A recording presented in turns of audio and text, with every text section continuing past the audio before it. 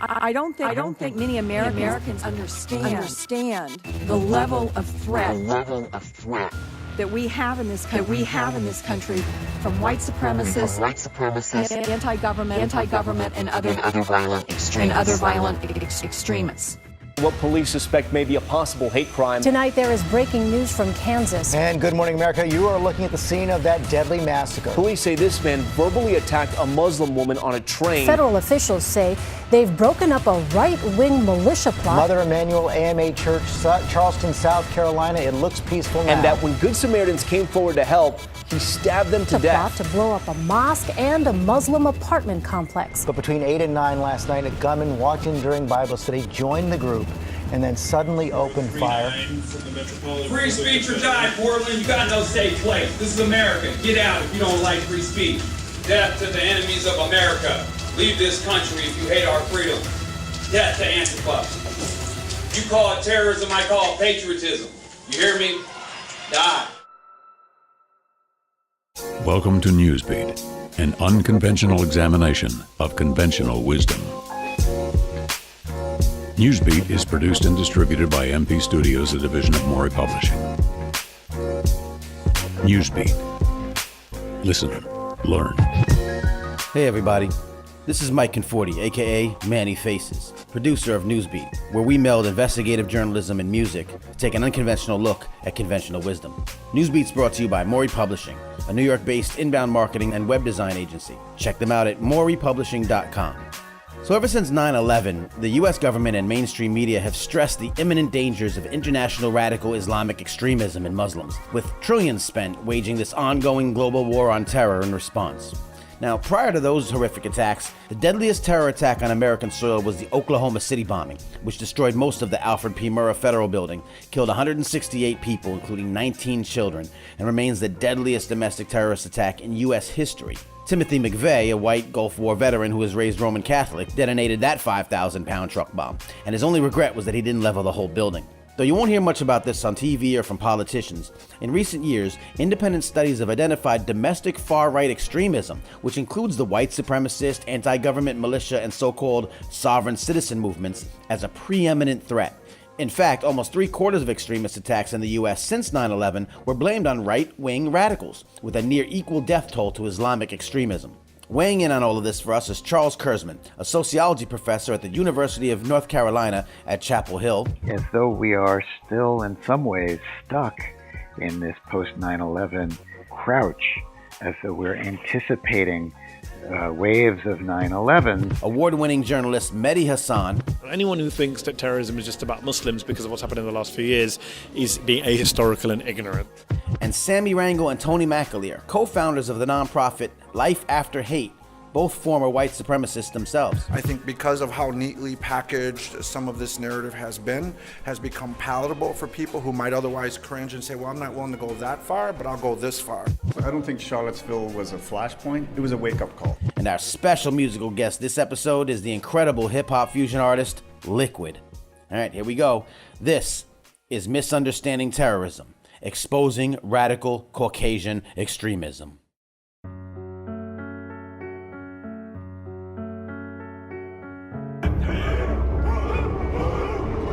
Hate no longer hides behind hoods. This was the scene in the liberal college town of Charlottesville, Virginia on Friday, reminiscent of images from a dark American past. When I was in prison for a number of years, the number one write-up, the number one charge I was always being accused of was inciting a riot. So there's that word inciting, right? And I think that we have a national narrative that is inciting and emboldening the types of activities that people are becoming the wake-up call, right? And so there are people who, I think because of how neatly packaged some of this narrative has become palatable for people who might otherwise cringe and say, well, I'm not willing to go that far, but I'll go this far. But him crossing that line and kind of stepping all over political correctness. You look at both sides. I think there's blame on both sides, and I have no doubt about it, and you don't have any doubt about it either. Stepping all over civil rights, advances at this point, I think is kind of speaking and giving a voice to people who have since felt that their voices aren't as powerful as they used to be, and aren't quite sure how to share. And so their grievances need to be heard through dialogue. Our grievances need to be heard through dialogue, but I don't think we have a national voice that is encouraging dialogue. I think it's encouraging sides. I don't think Charlottesville was a flashpoint. It was a wake-up call. And I think it's what has always been there became very visible. I think there's many factors to that, but I think something that we heard during the election was, he says what I think, but I'm too afraid to say. We have to have dialogue. And I don't think a huge portion of the population should feel that they're too afraid to say what they're thinking, right? And I think when there is no dialogue, then that stuff, it gets withheld, it's sort of suppressed, and when it gets a chance to release itself, it pukes itself out. It doesn't come out nicely, right? Tonight, the FBI looking into whether hate crime charges will be filed against an alleged white supremacist accused of stabbing 2 Good Samaritans to death on a commuter train in Portland. Witnesses say it started when 2 young women, one of them wearing a hijab, boarded the train, and Jeremy Christian immediately went on a hate-filled tirade.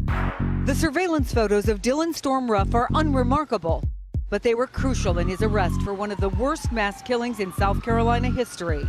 I spoke with one of the survivors, and she said that he had reloaded 5 different times. He just said, I have to do it. He said, you rape our women, and you taking over our country. Right-wing extremism takes many forms in the United States. There are neo-Nazi groups who hate Jews and minorities and Catholics and others. There are sovereign citizen groups who don't recognize the authority of the United States government. There are a variety of different organizations that have particular agendas against particular minority groups or against liberals. A sprawling and uncoordinated set of fringe organizations. Many of them exist only online. Some of them get together in person. It is fortunate that they have not been able to coordinate their activities, in part because some of them hate each other as much as they hate their other enemies. Muslim extremists certainly get more attention than non-Muslim extremists in the United States. Let me give you an example of one of the most frightening extremists you've probably never heard of. If you look him up, Eric Charles Smith, a white supremacist in Pittsburgh who had built 20 improvised explosive devices, pipe bombs, and had them in his home. Authorities only found out about it because he was abusive towards his girlfriend. She called the police to get a restraining order. They came in and found all of these bombs lying around. And also white supremacist literature suggesting, and a podium suggesting that this apartment was the meeting place for a white supremacist organization. That's frightening. That was only local news in the Pittsburgh area and has since dropped out of sight.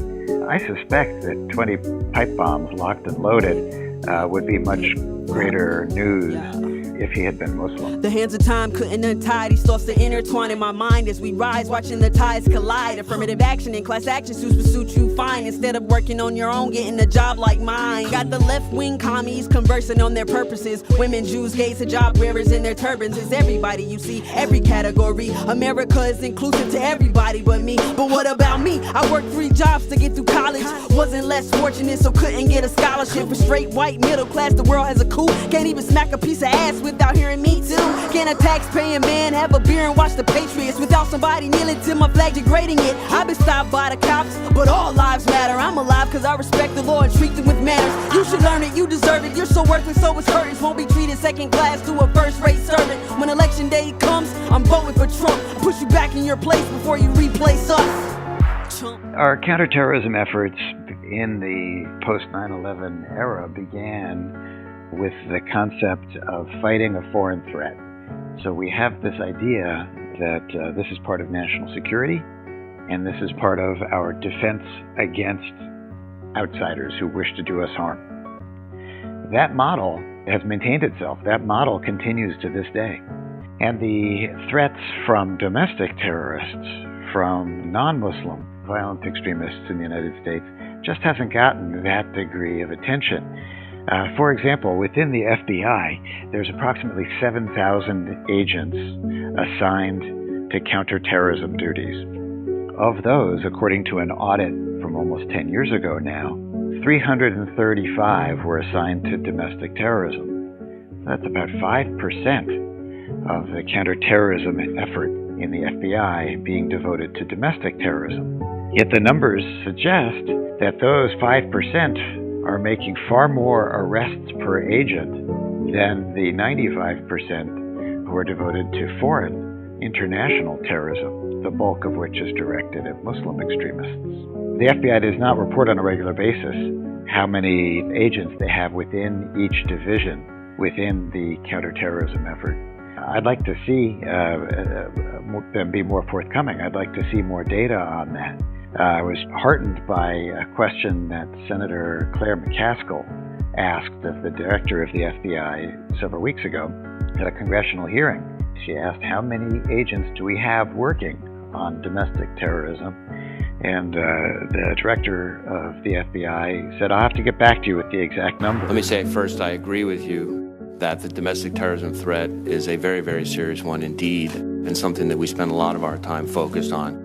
I don't have sitting here right now the allocation of agents, not that number. What I can tell you on this particular subject is that we have about 1,000 open domestic terrorism investigations as we speak, and that over the past 11 to 12 months, I think we've had 176 arrests of domestic terrorism subjects during that period of time. And I've now been starting just in my first few weeks in the job, getting out to some of the field offices, and there are, significant numbers of agents who are working very, very hard on that subject. So I can assure you that it's a top priority for us. I can't wait to hear what that number is, and I hope that number reflects the actual rate of domestic terrorism in this country. Terrorism is multinational, multi-religious, multicultural. Anyone who thinks that terrorism is just about Muslims because of what's happened in the last few years is being ahistorical and ignorant. Terrorism has been around for 2 centuries, 3 centuries. It didn't start in the Muslim world. Clearly, it's a problem now, and no one's denying there are some pretty vicious, violent groups out there. From Syria to Pakistan to Indonesia, Muslim-majority countries are grappling with really big problems.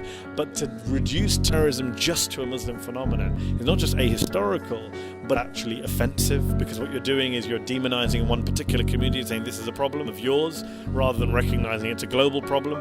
So when you're turning a blind eye to threats from those who are not Muslims, you're actually endangering everyone. When you look at the numbers in the US, globally I accept the vast majority of terrorist attacks occur basically in 4 Muslim-majority countries, in Syria, in Nigeria, and Iraq. But when you look at the United States, you're actually more likely to be killed by a domestic far-right terrorist. There have actually been more fatal attacks carried out by domestic far-right terrorists than by Muslim extremists, according to the government's own data. People said you're just a Muslim apologist, you're trying to play this down, you don't want to accept the problem. Then you have Charlottesville. Groups including the Ku Klux Klan and neo-Nazis came from across the country to rally against plans to remove a Confederate statue from a park. The violence included an apparent attack with a car on a crowd of peaceful protesters. At least one person was killed. This all took place a short distance from the University of Virginia, which was founded by Thomas Jefferson. You see what's going on across the board. And now people are saying, okay, well, maybe there is a problem. Maybe there is a problem other than Muslims, but it still hasn't really permeated. And in fact, there was a congressman who was interviewed on CNN, a Republican congressman, and he said, well, when he was asked about far-right terrorism, he said, well, that's different. He actually said, that's different. And that's the problem. Unless you're willing to have a single standard rather than a double standard, you're not going to be able to beat terrorism. You're not going to inspire people to get together. You're not going to be seen as credible or equitable. And that's a problem for anyone who wants to safeguard our society. Where's my wall, bro? What's the call, yo? Why my cab driver's name still Jamal, yo? Send them home, bro. They gotta go, yo. Get her done, dag nabbit for my kinfolk. He's such a liar. Politicians always have another mission. We see eye to eye, they get elected, lose their vision. Hindsight is 20/20. I'll die for liberty. Sig hail to the soldiers if you riding with me. I'm I'm not saying I'm a Nazi, more of a nipster, not Enoch or Spitzer, just want to deliver, surrender, won't render, get that bass out of your voice about my Second Amendment and check your Tinder. You don't wanna kneel to my ghost gun, nah son, the option of using toxins, I'm plotting, the lone wolf is wide awake while you count sheep, before we die from white genocide, you'll rest in peace. That's normies, they're homies, feminazis and cronies, holy for holies, hold a show pony or get comey. So stay in your place, we above you lower, get out the way or get run over.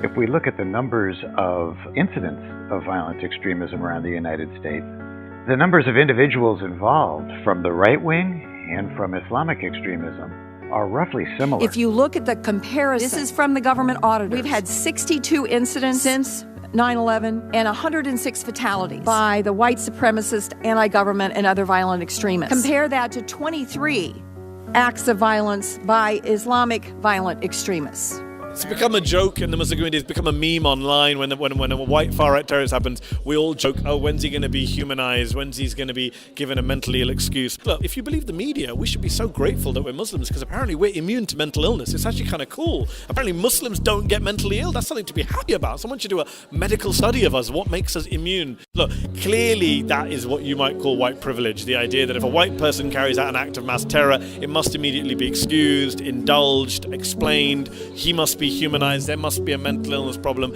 and therefore terrorism becomes a redundant word. Terrorism becomes not an act of violence committed for political purposes against civilians, which is one definition of terrorism. It becomes really an act of violence carried out by a brown Muslim dude. It's racialized, it's made religious, and again, it makes the whole definition pointless, because if that's your definition, then what are you really working with? How consistent can you be? Again, this is not just about, oh, please be fair to the Muslims, oh, give us special favors, oh, stop being mean to us. This is about a hard-headed view of national security and safety. Just about 18 hours after a terrorist attack here in New York City, in which an Uzbek national in a pickup truck mowed down cyclists and pedestrians on a bike path, leaving 8 dead, the president was blaming the U.S. senator from New York. He also tweeted about ISIS and his so-called extreme vetting program. He blamed the attack on the American immigration system, and then the entire justice system of the United States of America. What we're doing is every time we're attacked from this point forward, and it took place yesterday, we are hitting them 10 times harder. Now compare those responses to the way the president handled an outbreak of white supremacist violence in Charlottesville, when he waited hours before delivering a tepid condemnation of, quote, all sides. There was a major reshaping of American law enforcement approaches to violent extremism after Oklahoma City. A massive car bomb exploded outside of a large federal building in downtown Oklahoma City, shattering that building, killing children, killing federal employees, military men, and civilians. We saw new laws passed, adding domestic terrorism to previous laws on international terrorism. We saw major initiatives in the FBI raising terrorism's profile in their list of priorities. So yeah, there was significant attention.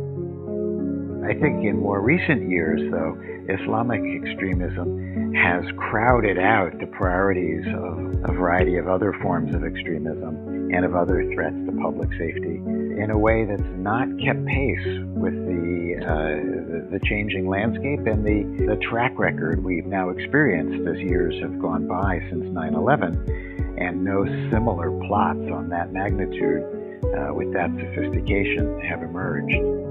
As though we are still in some ways stuck in this post-9/11 crouch, as though we're anticipating waves of 9/11s when fortunately it does not appear that those are going to be forthcoming.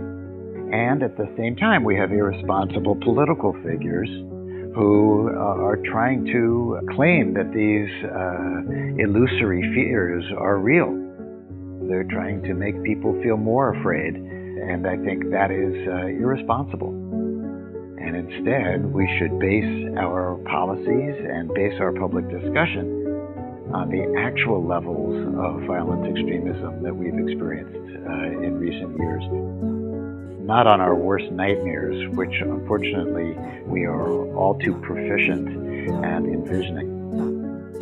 Reporting live to your city, every parish, every farm, from your white picket fence to your green backyard. We're in a state of emergency, but there is no alarm. Another blast, another bomb, but he meant no harm. See, Hauser was a train wreck, Roof had no attic. Christian, not the religion, was a little off balance. McVeigh, Rudolph Smith, Bixby from Abbeville, Wade, Michael Page, and Phil from Charlottesville. Since 9/11, Americans been up in arms. The fact shows that white males actually do the most harm. Not Islam or jihad on American lawns. Actually, Bob is more likely to drop that bomb.